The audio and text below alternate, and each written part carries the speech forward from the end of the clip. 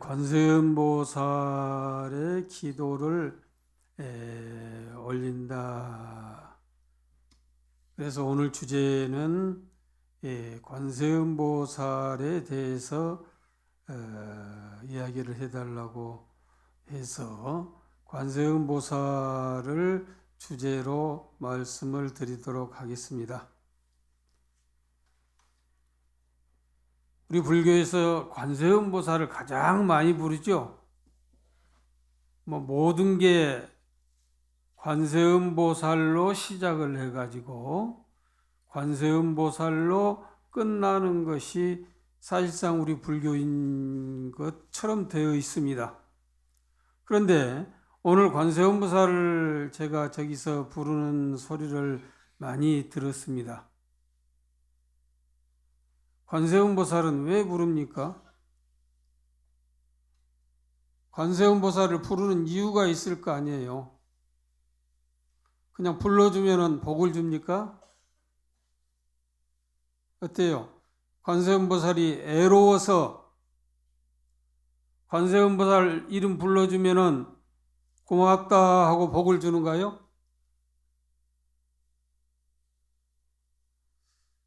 관세음보살이 배가 고파서 먹을 것 갖다 올려드리면 고맙다 하고 복을 주는가요? 우리가 관세음보살에게 이름을 부르면서 어떻게 하면은 복을 받을 수 있는가, 이걸 생각을 하시면서 관세음보살을 불러야 됩니다. 그저 제가 관세음보살이라면은 아이고 그만 좀 불러라, 아이고 듣기 싫다, 시끄럽다, 소음이 너무나 많다, 아마 그럴 것 같아요. 근데 우리는 그것저것 생각지도 않고 무조건 관세음보살 목이 터져라고 관세음보살을 불러 대끼는데, 관세음보살이 어떤 복을 우리에게 줘야 되느냐, 어떤 복을 줘야 되느냐, 이렇게 생각을 합니다. 관세음보살, 모든 게 관세음보살의 경전이에요. 우리가 대표적으로 천수경도 관세음보살 경전이에요. 이제 금방 애웠던 그 반야심경도 관세음보살 경전입니다. 모든 게 관세음보살. 이 관세음보살은 아미타 부처님을 좌측에서 협시하는 보살, 협시하면서 중생들의 고뇌를 구제해 주는 보살을 관세음보살이라고 하면서, 관세음이라고 하는 그 명칭이 세상의 소리를 본다, 이렇게 이야기를 합니다. 세상의 소리를 어떻게 보느냐? 세상의 소리를 들어야지 세상의 소리를 어떻게 보느냐는 얘기죠. 그런데 세상의 소리를 듣는 것은 우리가 육군으로 보는 것입니다. 보고 듣고 하는 것입니다. 눈, 코, 귀, 입, 몸, 뜻, 이것으로 눈으로 보고 색깔이 예쁘다, 안 좋다, 귀로 듣고 아름다운 소리다, 아니다, 또 맛을 보고 이 맛이 있다, 이런 등등의 이야기를 육식으로 구분하는 경계라고 그럽니다. 근데 관세음보살은 저 능엄경에 보면은 이근원통을 했다, 귀자, 귀로에서 그 깨달음을 얻었다, 이렇게 이야기를 하는데, 우리는 소리를 듣고 이 소리에 의해서 분별을 하고 하는 것을 이식이라고 합니다. 이식으로 분별을 하는 것이라고 이렇게 하는데, 대표적으로 우리 경전에서 보면은 모든 집착, 망상, 모든 것을 다 내려놔야 된다, 버려야 된다, 이렇게 말씀을 하시면서 우리가 생각하기에 관세음보살을 부르는 이 소리를 듣고 관세음보살이 알아차린다라고 한다면은 이건 잘못된 거예요. 소리를 듣고 분별하는 것, 모든 분별, 망상을 떠나야 되는데 내가 관세음보살 불러주는 이 소리를 듣고 관세음보살이 알아차린다. 이것은 잘못된 거예요. 그러면은 이 관세음이라고 해서 볼관자를 쓰는데 세상의 소리를 본다. 보는 것도 여러 가지가 있죠. 볼견자를 쓸 수도 있어요. 볼관자를 쓸 수도 있고. 근데 볼견자를 쓰는 것은 사물을 눈으로 보고 귀로 듣고 분별을 하는 것을 이야기하는 것이고, 볼관자는 지혜로서 비춰보는 것, 관찰하는 것, 이걸 이야기합니다.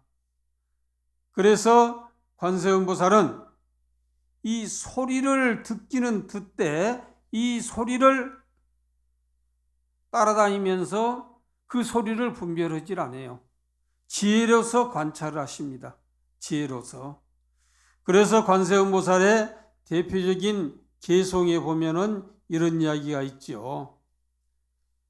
백이관은 무설설. 관세음보살이 말이 없는 말로 말씀을 하니까 남순동자가 불문문, 듣지지 않는 그 소리로 듣는다는 이야기예요. 그러니까 우리는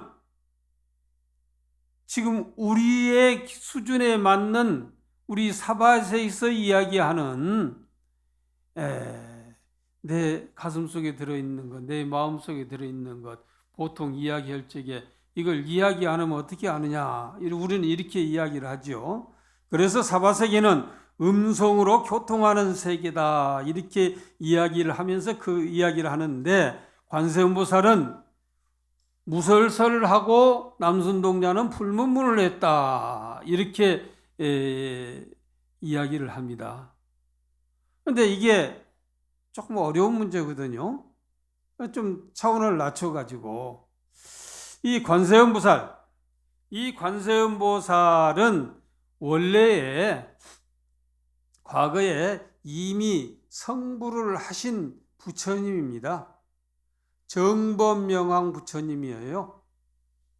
근데 이 부처님이 그 원을 세워가지고 이 사바세계에 오시면서 관세음보살을 대표적으로 비증보살이라고 그러죠. 비증보살. 자, 비 그러는데, 자라고 하는 것은 사랑으로 베풀어주고, 비라고 하는 것은 괴로움에서 구제해 주는 것을 비라고 합니다. 그래서 관세음보살은 뭐 자비가 없어서가 아니라 자보다는 비가 출중하게 높다는 이야기예요. 그래서 서가모니 부처님의 우리가 서가모니 부처님 모셔놓고 기도는 뭘로 합니까? 관세음보살 하죠. 관세음보살이에요. 우리같이 소리를 들어서 분별을 하는 경지라면은 부처님 굉장히 기분 나쁠 것이요. 굉장히 기분 나쁠 거예요. 우리 소리를 듣고 분별하는 경지라면은.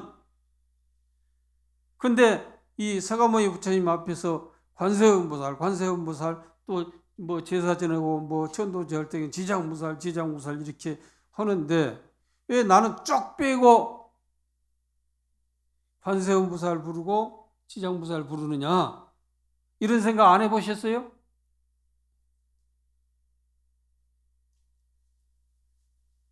부처님의 지혜를 상징할 적에는 문수보살이 지혜예요. 부처님의 수행, 행위를 말할 적에는 보현보살이 행이요. 부처님의 모든 중생들의 고통에서 구제해야 하는 비를 이야기할 적에는 관세음보살이요. 부처님의 원을 이야기할 적에는 지장보살님이에요. 그래서 관세음보살님의 그 자리는 부처님의 그 자리하고 같은 자리다 생각을 하시면 됩니다. 그래서 부처님의 대비를 상징하는 보살이 관세음보살이기에 우리는 그 관세음보살을 부처님 놔두고 계속 부르고 있습니다. 그럼 이 관세음보살이 우리가 이제 어떤 분이냐, 인과에서 이야기하면은 전생에 여러 가지 인과가 있는데 당장 그 인과를 떠나가지고 과거 무량겁전에 청광왕 정주열애라고 하는 부처님이 이제 계시는데 그 부처님이 일체 중생을 위해서 광대원만 무예 대다라니를 말씀하셨다. 광대원만 무예 대다라니. 여기 들어본 이야기 같죠? 광대원만 무예 대다라니. 천수경의 이름이 뭐예요? 천수경의 이름이? 천수경 이름. 천수천안, 관자재보살, 광대원만, 무예, 대비심, 대다라니. 경이 천수경이에요. 줄여가지고 천수경입니다. 그게 천수천안, 광대원만, 무예, 대비심, 대다라니. 우리 천수경 할 때 수없이 이거 외우잖아요. 이 경이름이에요. 경이름. 그런데 청광왕 정주열의 부처님께서 광대원만 무예 대비심 대다라니를 말씀하시면서 이 관세음보살에게 부탁하기를 너는 이 다음 세상에 지금 이야기하는 광대원만 대비심 대다라니의 개성을 가지고 악세의 번뇌가 아주 중한 일체 중생들을 위하여 널리 이익을 베풀어라. 이렇게 관세음보살에게 이야기를 하는 거예요. 관세음보살님에게 그냥 좋은 일을 해라. 모든 중생들을 위해서 복을 베풀어 줘라. 이렇게 말씀을 하신 거예요. 그 이야기를 관세음보살이 가만히 듣고 생각하니까 내가 능력이 없다 이거. 능력이 없어. 모든 중생들을 구제할 능력이 없습니다. 내가 모든 중생들을 구제할 수 있게 하기 위해서는 저에게 천수천안을 내려주십시오. 손이 천개고 눈이 천개라고 그러죠. 손이 천개고 눈이 천개인 천수천안을 저에게 내려주십시오 하고 발언을 했어요.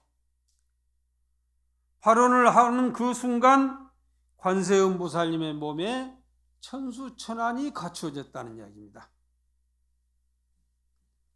천수천안이라고 한 게 뭐냐? 그냥 단순하게 손이 1000개, 눈이 1000개 이렇게 이야기를 하죠. 우리는 눈 몇 개 가졌어요? 2개 가졌죠. 거기 한 개만 더 있으면 어떻게 돼요? 한 개만 더 없으면 어떻게 돼요? 기형하라고 그러죠. 근데 관세음보살님은 눈이 1000개요. 손이 1000개요. 천이라고 하는 것은 하나다, 둘이다, 이걸 세는 것이 아니라 모든 것을 상징으로 해서 천이라고 그럽니다. 만이라고도 하고, 우리가 보통 이야기할 때 천만에, 천만에가 뭐예요? 1000개, 10,000개? 이게 아니죠. 모든 것을 이야기합니다. 모든 중생들을 구제할 수 있는 눈과 손으로 속속들이 다 구제할 수 있는 힘을 가지는 게 천수천안입니다. 그래서 처음에 여기서 청강왕 정주열에는 광대원 난부의 대비심 대다란이를 말씀하셨는데 천수경의 이름은 거기에다가 천수천안을 더 넣어가지고 천수천안 광대원만 무의 대비심 대다란이, 이 경전이 천수경이라는 이야기죠. 그러길래 불교의식에서 모든 게 천수경을 빼놓고는 이루어지질 않아요. 천수경, 바로 모든 능력을, 부처님의 능력을 관세음보살이 우리에게 구제해 줄 수 있는 이런 능력을 가지고 계시다는 이야기예요. 또 그것뿐만이 아니라 이 관세음보살은, 모든 부처님도 똑같겠지만은, 우리가 관세음보살에게 그저 관세음보살 큰 소리로 고성연부를 하면서 악을 쓰고 목이 터져라 하고 관세음보살을 불러봤지만은 대답이 있어요? 관세음보살 대답 한번 해주셨어요?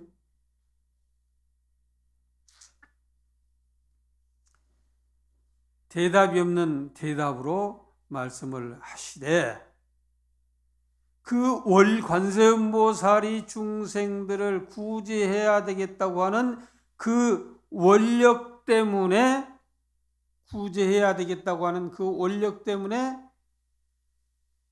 우리가 관세음보살을 계속 부르고, 관세음보살은 우리에게 무한정 베풀어주는 분이다.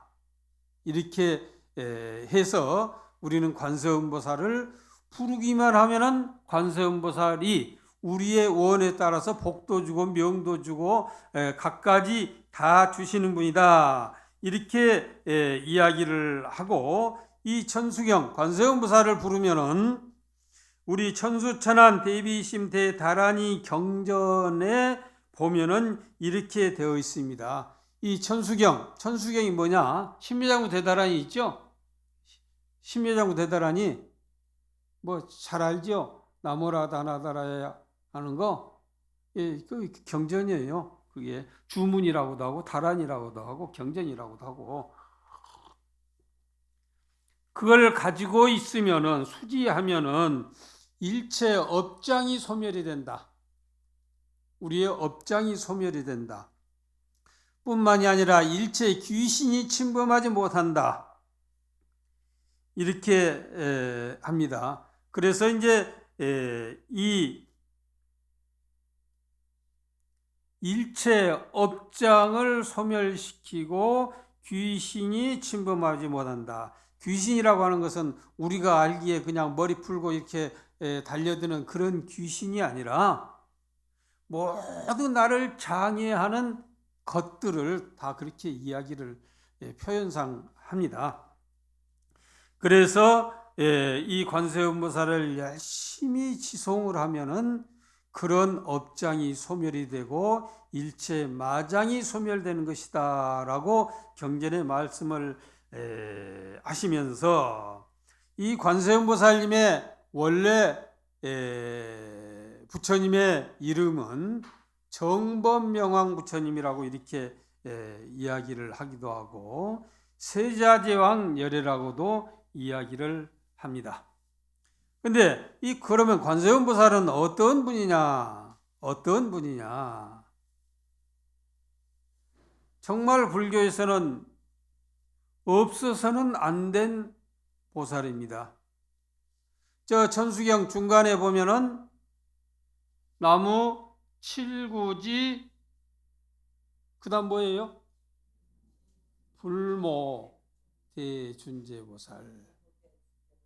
불모, 준재보살이 관세음보살이거든요. 불모, 부처님의 어머니라는 이야기요. 부처님의 어머니, 관세음보살이. 근데 한 부처님, 두 부처님 어머니가 아니요. 구지, 칠구지, 구지의 부처님이라니. 구지라고 하는 것은 하나, 둘 숫자입니다. 그러면 구지가 얼마나 많은 숫자인 거 아니? 10억이, 그 일구지가 10억이 불교에서는 일낙차라고 합니다. 10억이 10개가 일낙차라고 합니다. 저는 몇 개인지는 몰라요. 그 이야기만 하지. 10억이 10개가 일낙차라고 그래요. 일낙차가 10개가 구지라고 그럽니다. 그러니까 이게 숫자가 저는 몇인지 지금 제가 알 수가 없습니다. 10억이 10개가 낙차, 낙차가 10개가 구지.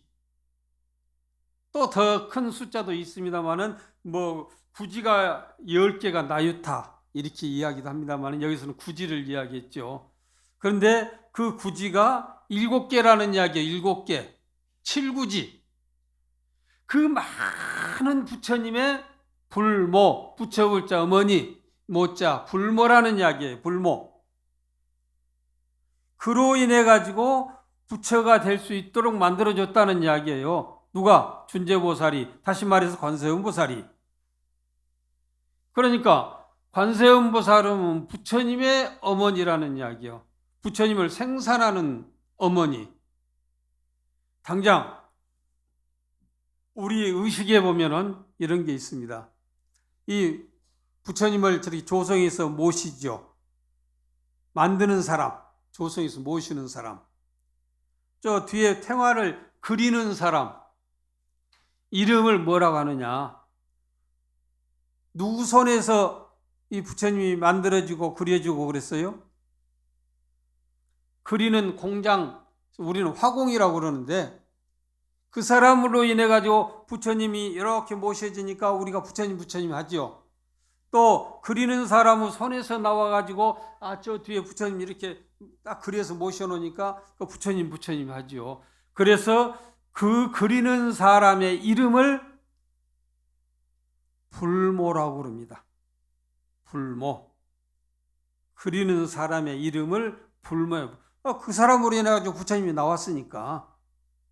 그래서 관세음보살님은 칠구지에 부처님을 생산을 했던 보살이라는 이야기예요. 그러니까 칠구지, 지금 세계 인구가 지금 몇인가 모르겠네요. 70억? 그러면 10억개가 10개가 일낙차인데 10개가 일낙차인데 일낙차도 못 되잖아요. 관세음보살님은 일낙차가 아니라 낙차가 10개가 구지니까 얼마나 많은 부처님을 생산하는 거예요. 우리 다른 경전에 보면은 이런 이야기도 하죠. 과거에 우리 부처님께서 무수한 항아사 부처님을 칭견하고 공양하고 승사하고 우리가 받들어 모셨다 이렇게 이야기가 됩니다. 우리 지상에서는 우리 육안으로 보면은 서가모니 부처님 한 분뿐이 안 계시죠. 우리 육안으로 보면은 서가모니 부처님 한 분. 그런데 부처님의 말씀에 의하면은 모든 것이 부처 아닌 것이 하나도 없다는 이야기예요. 여러분이 다 부처요. 여러분이 다 부처요. 보이는 것이 다 부처요. 저 돌멩이, 풀포기 하나하나가 부처 아닌 것이 없어요. 그래서 저는 이렇게 이야기를 합니다. 절에 나오는 사람, 부처님 앞에 나오는 사람, 자격이 있어야 된다. 부처님 앞에 나올 수 있는 자격이 있어야 된다. 자격을 갖춰야 된다. 그 자격은 학력도, 재력도, 권력도 아니에요. 그 자격은 무엇이냐? 살아있는 부처님을 공경할 수 있는 그런 자격을 갖춘 사람이 부처님 앞에 나올 수 있는 자격을 갖췄다. 이렇게 이야기를 합니다. 우리 집에서 살아있는 부처님 누구예요? 네, 부모님이죠.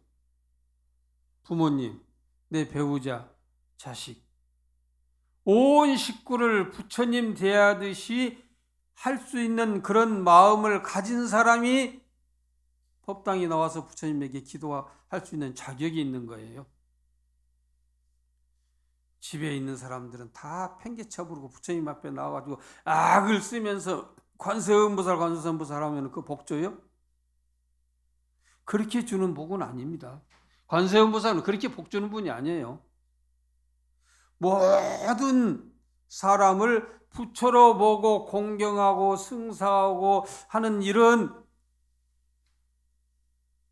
마음을 가진 사람에게 복을 주는 겁니다.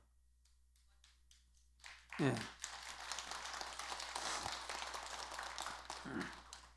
그래서 이 관세음보살은 모든 중생들을 구제하기 위해서 스님들이 연부를 하는데 보면은 이런 이야기를 연부를 하는데 속에서 이런 이야기를 하죠. 84,000 사카라수 84,000 모다라비 84,000 청정보모고 혹자혹이 뭐 분영산점 막 이렇게 지금 아마 오늘도 했을 거예요.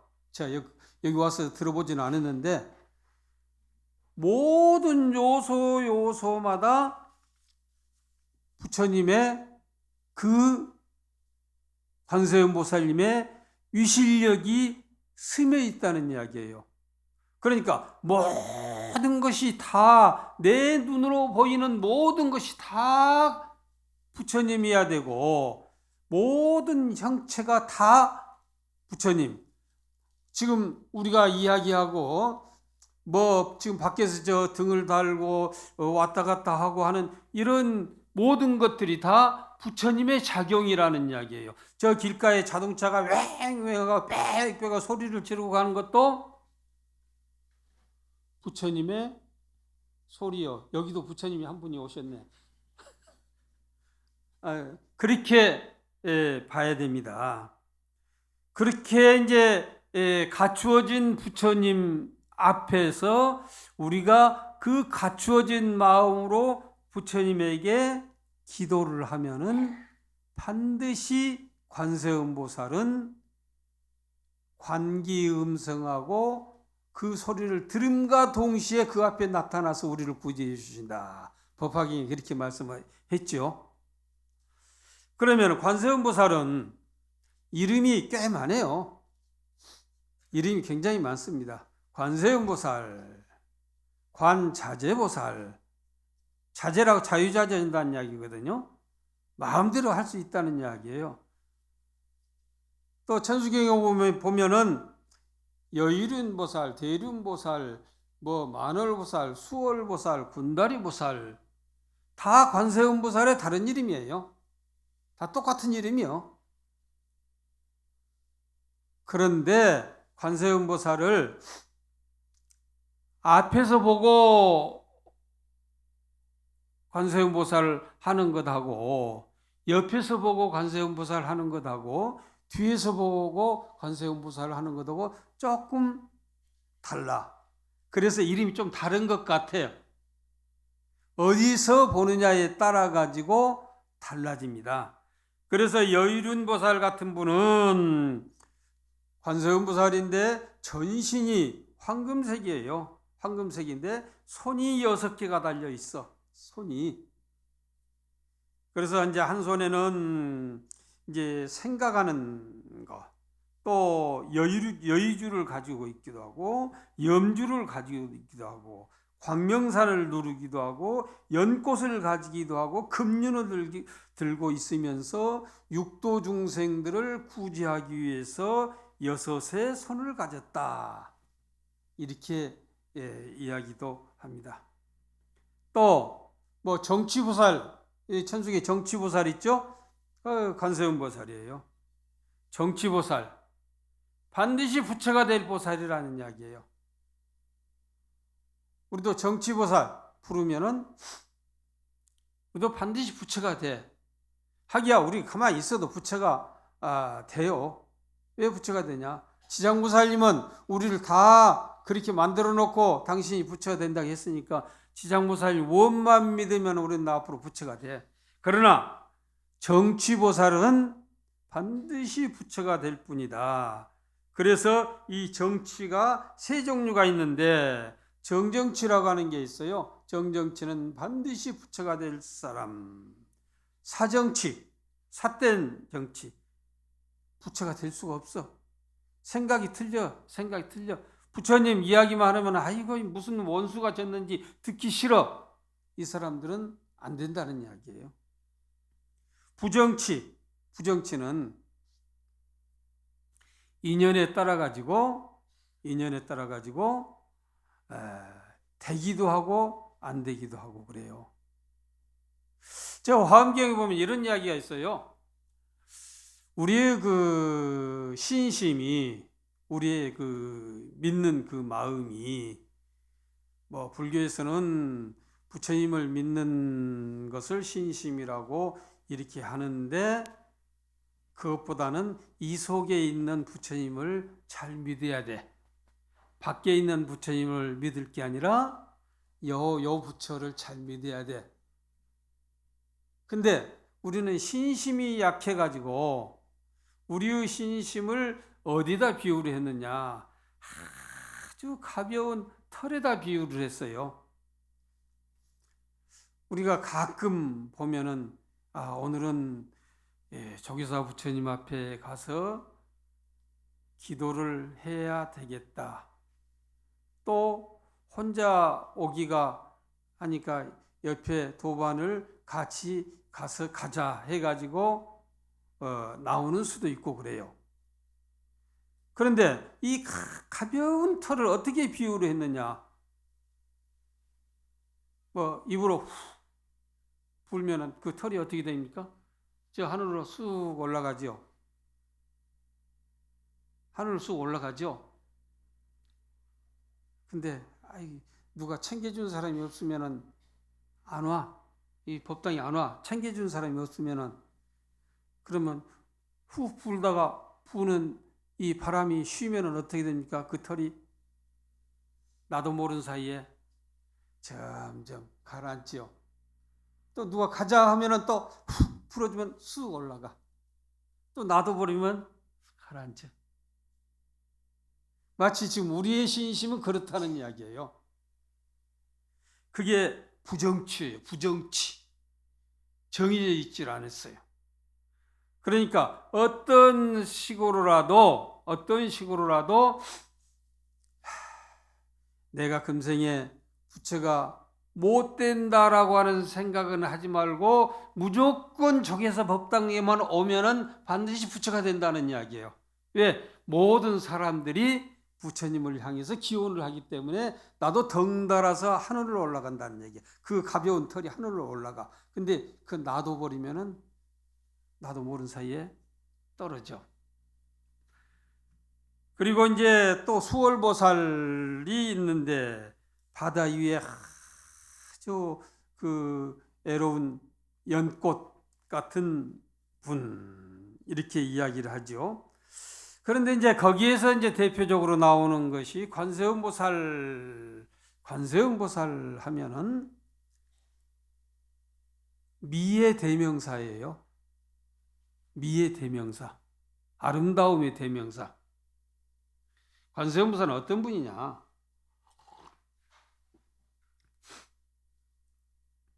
뭐 눈썹은 미만초월, 그 포들잎사귀와 같고 머리는 감청색과 같고 눈은 맑고 코는 오똑하고 이게 관세음보살님의 모형이거든요. 그리고 관세음보살님의 옷이 어때요? 우리가 저 옷가게에 가서 옷을 사면은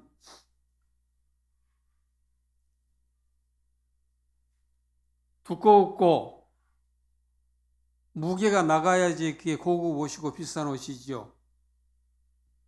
그럽니까? 관세음보살님의 옷은 육추라고 그랬어요. 육추라고 하는 것은 잘 모르는데 요즘 굳이 억지로 붙여서 이야기하면은 전체 옷의 무게가 6g 정도 될 거예요. 관세음보살님의 전체 옷이. 어째 고급 옷 입은 분이 계신가 모르는데 그 전체를 저울에 올려놓으면 6g 정도 돼요? 안 돼요? 훨씬 더 되죠? 미의 대명사가 관세음보살이요. 옛날에 우리 그 여학생들, 여고생들 보면은 머리를 두 갈래 이렇게 쭉 따가지고 이렇게 늘어뜨렸죠? 관세음보살 흉내 내려고 하는 거예요. 관세음보살인데 이렇게 쭉 따, 여기는 관세음보살이 안 계시니까 좀 잘 모르겠네요. 여기 쫙 이쪽 양쪽 어깨로 쭉 이렇게 내렸어요. 마냥 관세음보살님은 자비로운 분이란 이야기야. 자비로워. 어때? 우리 집안에서 우리 손자들, 자식들 눈에 넣어도 아프지 않을 그 자식들 마냥 귀엽죠? 마냥 귀엽죠? 그 귀여우면 나중에 어떻게 됩니까? 귀엽다, 예쁘다 하면은 버릇이 없어지죠? 버릇이 없으면 어떻게 돼요? 혼을 내가지고 잡아줘야지, 버릇을 잡아줘야 되죠? 그래서 저는 가끔 이렇게 한번 생각을 해봤습니다. 조그마한 손자가 요즘에 태권도장을 이제 갔어요. 태권도장을 가가지고 오니까 그 할머니 할아버지가 귀여우니까 너 오늘 뭐 배웠느냐?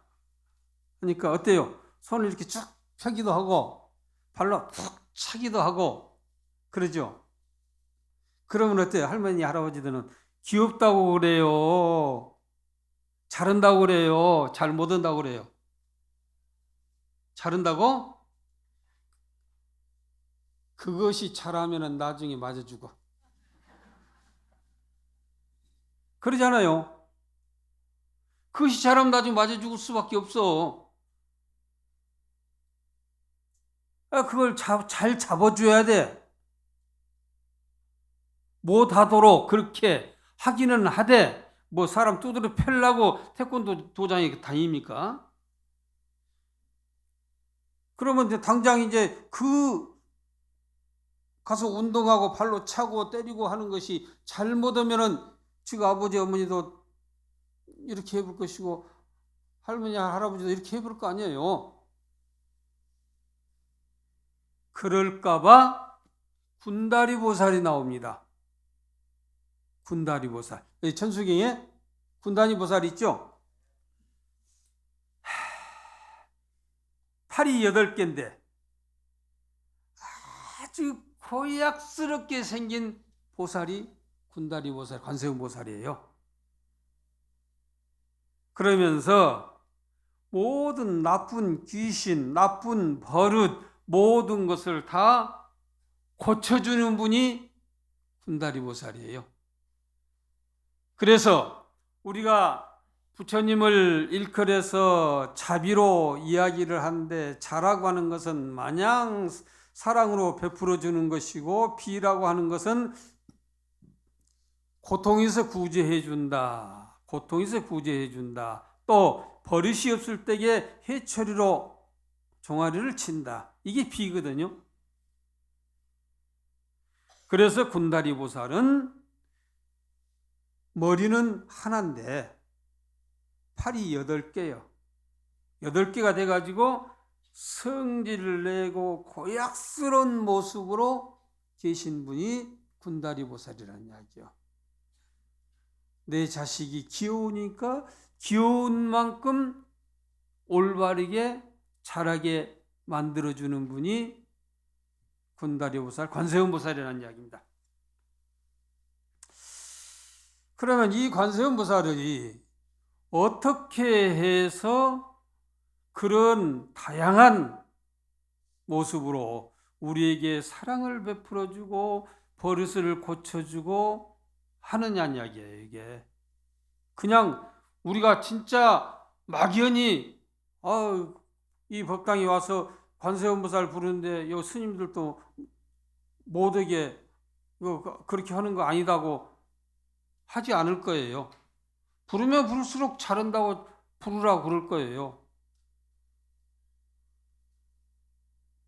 그러면은 관세음보살은 어떻게 우리를 구제해야 되느냐?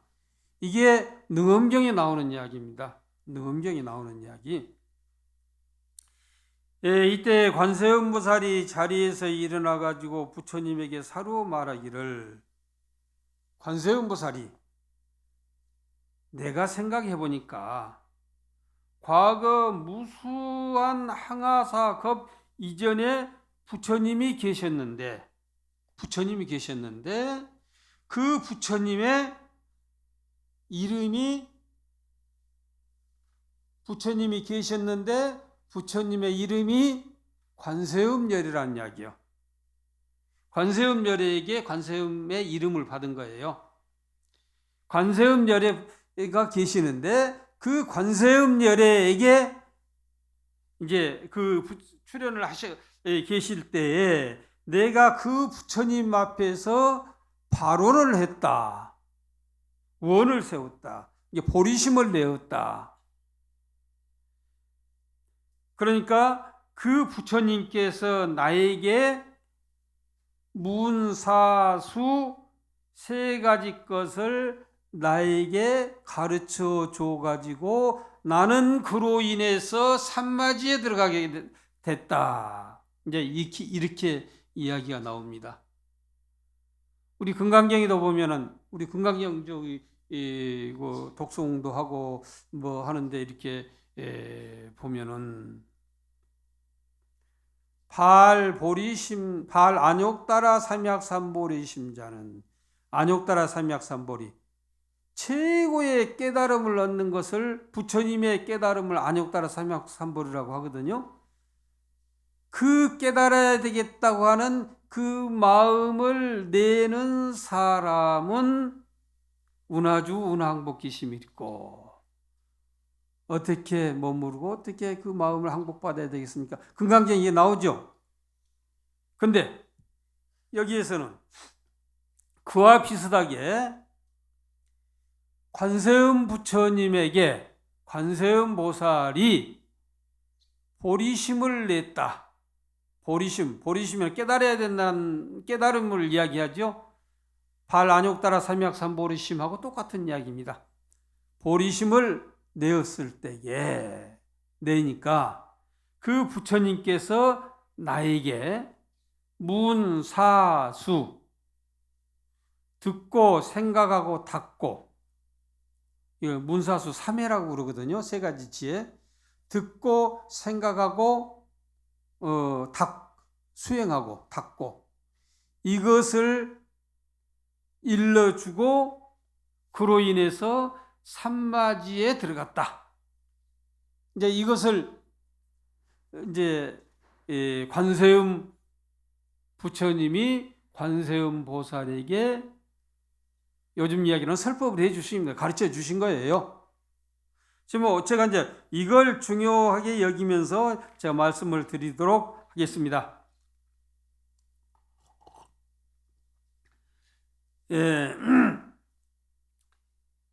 이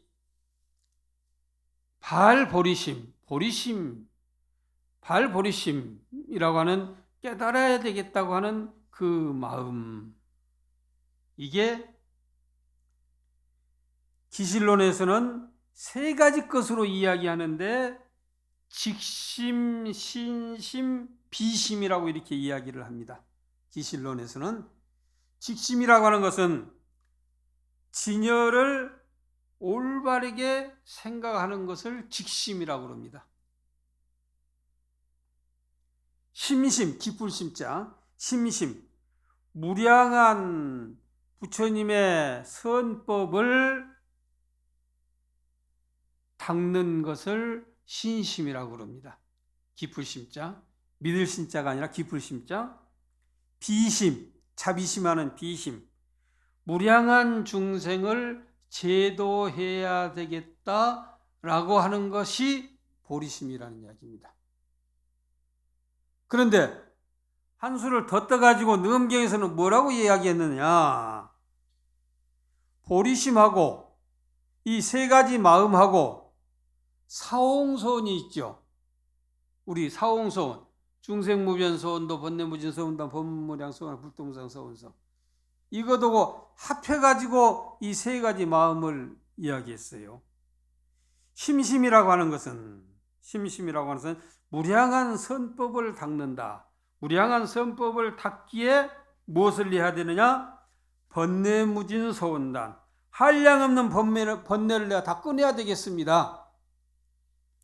법문무량서운학, 한량없는 법문을 내가 다 배우겠습니다. 이게 심심이라는 이야기입니다. 심심. 그 다음에 비심이 뭐냐? 비심은 중생무변 서원도, 무변한 중생을 다 제도하겠습니다. 직심은 불도무상 서원성, 부처가 되겠습니다.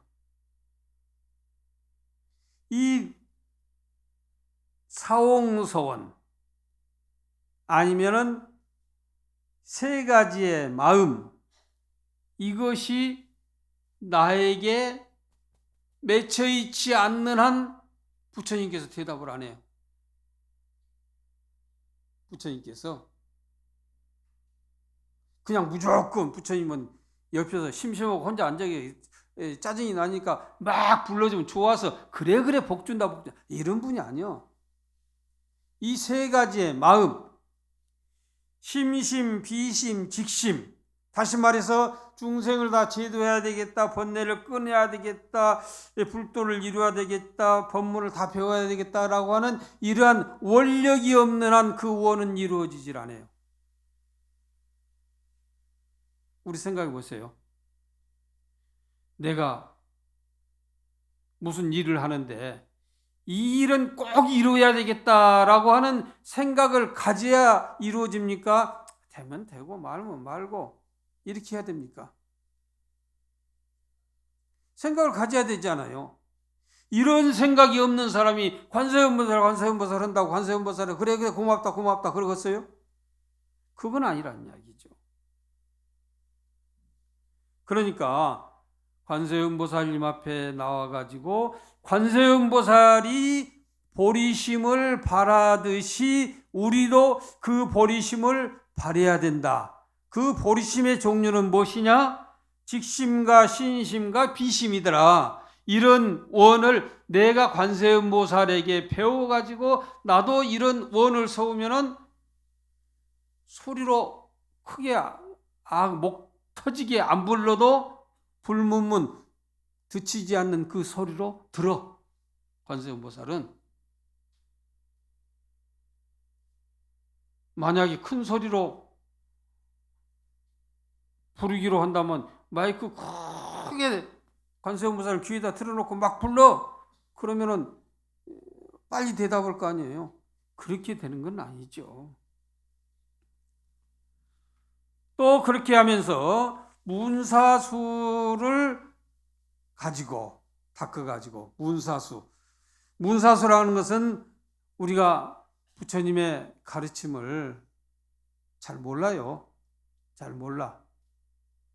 그러니까 이런 법회에 나와가지고 부처님의 말씀을 듣고 서적으로라도 보고 이해하고 해석해서 얻어진 지혜를 문해라고 그래요. 문사수하는 문, 들을 문자. 그렇게 해서 얻어지는 거. 그러면은 불교에서는 학식으로 믿는 종교가 아니죠. 불교는 학식으로 믿는 종교라면은 대학 교수들이 최고예요. 최고. 그러는 거였어요? 학식으로 믿어진 종교는 아니야. 일단 그렇게 해서 불교를 조금 알아가지고 아는 것을 문해라고 그러고, 사해는 우리가 잘 생각해가지고 그 경전에서 나오는 내용을 내 것으로 잘 생각을 해가지고 얻어진 지혜를 사해라고 그럽니다. 사해. 그 지식만 가지고 그거 됩니까? 그건 아니죠. 불교를 입으로만 믿고 생각으로만 믿으면 이건 불교가 아니에요. 부처님의 말씀을 입으로만 말하고 생각으로만 한다고 이게 되는 게 아니에요. 그래서 불교는 신앙하는 불교가 아니다. 다른 종교에서는 신앙이라고 하죠. 불교는 신앙이 아니에요. 행, 믿고 내가 행동에 옮긴다 해서 신행하는 종교다 이렇게 이야기를 합니다.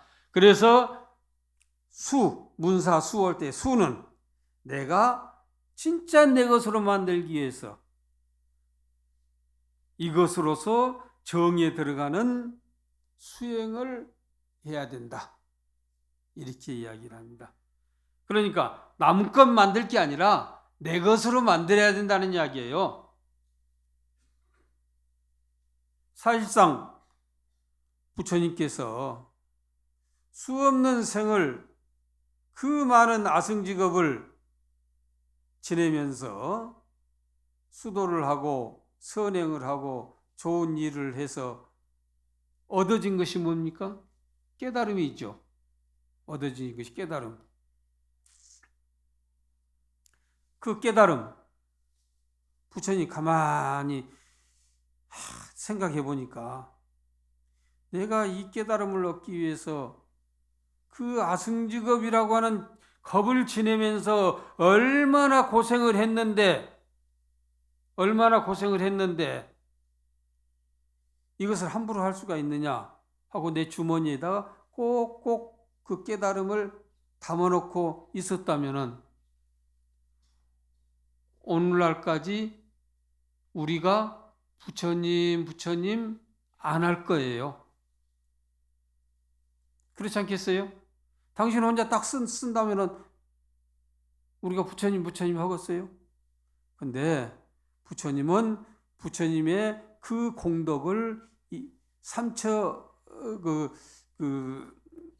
세 곳에 회항을 했어요. 세 곳으로 돌려줬어. 세 곳으로 돌려준 것 가운데 한 군데가 우리들에게 돌려줬다는 이야기예요. 그러니까 오늘날 부처님 우리가 이렇게 하는 것입니다. 그래서 우리도 문사를 갖추고 내 것으로 만들어서 모든 중생들에게 나도 부처님처럼 이렇게 해야 복을 받는 거예요. 이렇게 해야 복을 받아. 그러면서 이 관세음보살이 이 문사수로 인해 가지고 보리심을 발했고 문사수로 인해 가지고 산마지에 든 다음에 모든 세간 출세간을 초월해 가지고 시방세계의 그 관세음보살의 그 원력이 이렇게 가득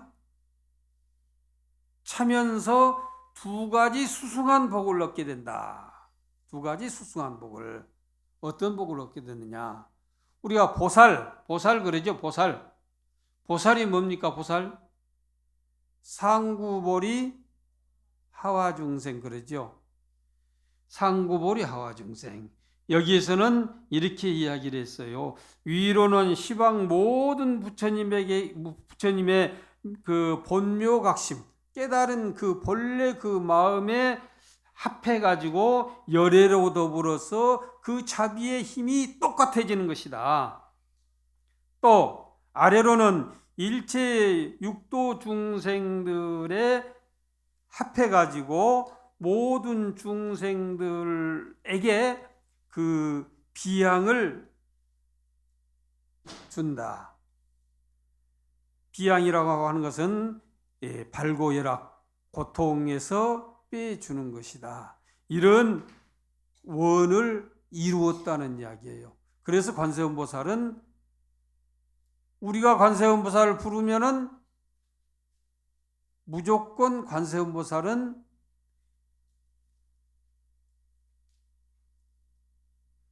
그대로 응답을 해. 그대로. 관세음보살 계신 데가 어디예요? 어딘 줄 아셔요? 보타라카산? 극락세계? 아미타 부처님 좌측에서 협시하는 보살이니까 그게 아니라 이 경전에 보면은 시방 모든 세계, 세간이나 출세간의 모든 데 그대로 밝아가지고 지금 항상 나와 더불어 같이 있어 주시기에 내가 이런 마음을 가지고 관세음보살 하면은 이 말이 떨어지기도 전에 팍 그대로 대답을 해 주신 분이다. 이렇게 이야기를 합니다.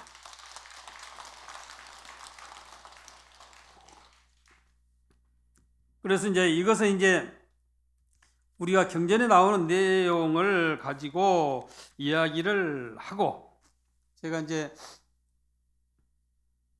이제 경전은 경전이고 또 현실적으로도 한번 또 생각을 해봐야 되겠네요.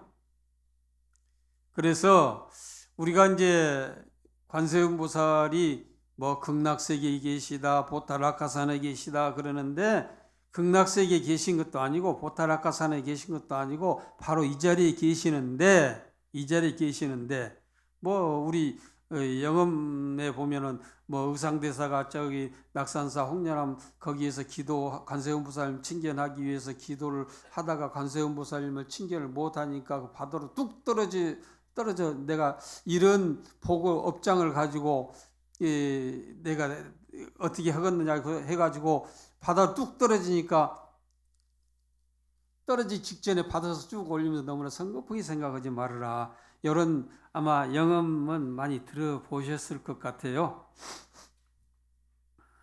그래서 저는 한 20, 30년 전에 있었던 실화를 제가 한 가지 것만 말씀을 드리고 마치겠습니다.